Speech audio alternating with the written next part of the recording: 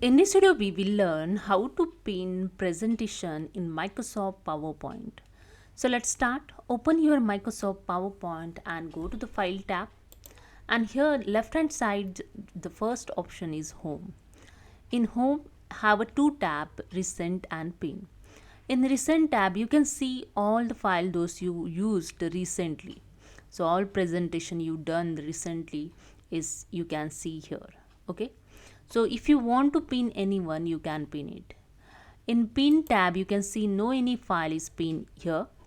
So I just click on the Recent tab and just keep cursor on this sample PPT and click on the Pin option, pin this item to the list. So I just click on it and now go to the Pin tab and you can see here I just pin this file. And if you want to unpin it, just click on this pin again to unpin this item from the list, and you can see the file is unpinned. So this is a way you can pin your presentation in Microsoft PowerPoint, and hope you understand. If you like this video, please subscribe. Thank you so much.